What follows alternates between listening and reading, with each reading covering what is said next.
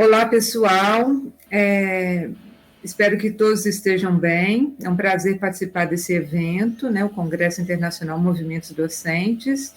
Eu sou a Laura Botelho, professora da Universidade Federal de São João del Rei. Estou aqui com a Marcela, que foi me orientando de iniciação científica neste trabalho que nós vamos apresentar hoje.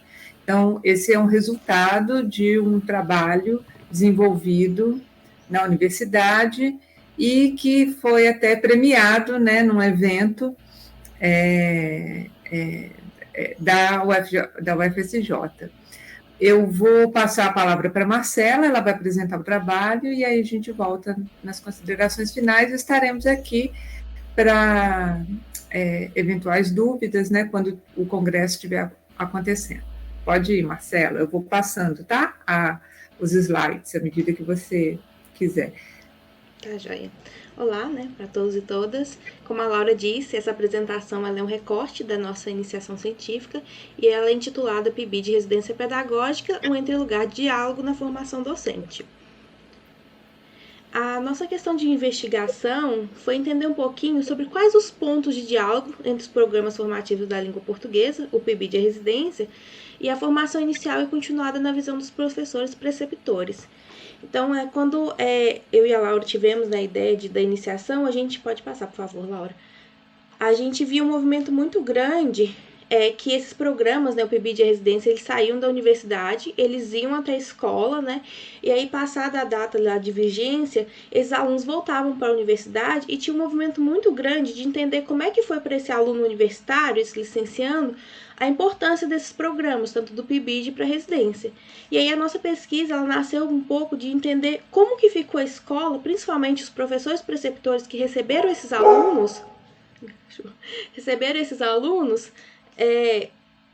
e o que aconteceu com eles? Como é que eles ficaram após a vigência desse PIBID, dessa residência? Então, foi a partir disso que a gente quis investigar as representações docentes no contexto de formação inicial e continuada dos programas formativos da língua portuguesa, PIBID de residência pedagógica, na visão dos professores preceptores. Continua? Para tanto, nós apoiamos, né, no paradigma teórico de estudos de letramento, Street, Soares e Acleima, e no da formação docente, com Nova e Agatti. A nossa metodologia ela foi uma abordagem qualitativa interpretativista e a nossa geração de dados ela se deu a partir de entrevistas semi-estruturadas com os professores participantes. E essas entrevistas elas foram semi-estruturadas porque a gente tinha um roteiro de pesquisa, um roteiro de perguntas, mas foi uma conversa e os professores foram trazendo outras questões para a gente foi acrescendo. Então, através dessas entrevistas, nós estabelecemos 3 categorias de análise de dados e eu vou falar um pouquinho sobre elas. A primeira foi a relação indissociável entre a teoria e a prática na atividade docente. E aí eu trouxe alguns exemplos, mas o que a gente viu é que a teoria e a prática, elas se juntam dentro do PIBID. Então, o aluno que está ali no PIBID, ele consegue ver a prática quando ele vai para a escola e ele está ali com o professor, lidando no dia a dia, no cotidiano escolar.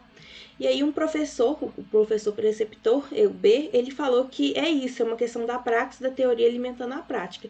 Então ele via esse movimento importante nos alunos da residência, nos alunos do PIBID, que eles conseguiam ver aquela teoria que eles estavam vendo dentro da universidade, ali na prática, dentro de uma escola, escolas públicas, que é o contexto da residência do PIBID. Pode passar. O professor ele fala que para a universidade ele acha que tem a possibilidade de olhar a realidade da escola pública com um olhar de professor e não só de um produtor de relatório. Então, é uma prática que não tem preço. Então, ele vê mais uma vez que é muito importante esse olhar diferenciado para a escola pública, né? De trazer esse aluno que está dentro da universidade olhando com uma carga teórica para dentro da escola ali. Então, ele vê essa importância. A categoria 2 é estágio e a formação de professores, e essa foi uma categoria que os próprios professores, durante as entrevistas, trouxeram para a gente, não era uma coisa que a gente tinha já em mente, já estava premeditado, então foi uma questão que eles trouxeram para a gente, e aí o professor dele fala que na época dele não tinha esses programas, que eles faziam estágio, cumpriam aquelas horas, e que às vezes a gente não era nem bem recebida, a escola não acolhia a gente devidamente, era só alguém que estava ali para cumprir algumas horas. E aí ele acha que nesse caso os estagiários ainda têm esse movimento. E aí ele vê que o PIBID de residência ele acolhe de uma forma diferenciada, tanto os pibidianos quanto os residentes. Isso. A professora, no professor A, ele fala que a residência pedagógica ele apresenta algumas peculiaridades que um estágio supervisionado não possui. Porque além da observação, o programa permite que o aluno, por meio de ampliação da carga horária, a realização das práticas de intervenção na escola. Então, os professores eles foram relatando para a gente algumas peculiaridades que eles viam em relação à residência pedagógica, principalmente, porque a residência está ali na segunda parte da graduação, né? Já na época dos estágios. Então, eles viam esses movimentos de diferentes entre estágio supervisionado e residência pedagógica. O professor dele fala que na época dele, se ele tivesse tido esse programa, né, residência, ele tivesse se ocupado dentro da escola, sentido a presença dentro da escola, porque enquanto ele era estagiário, ele não sentia, ele sentia como um intruso, só observando. E com o PIBID não, porque ele interage dentro da escola. Então o PIBID tem esse movimento de levar o professor que está dentro da escola para a universidade novo.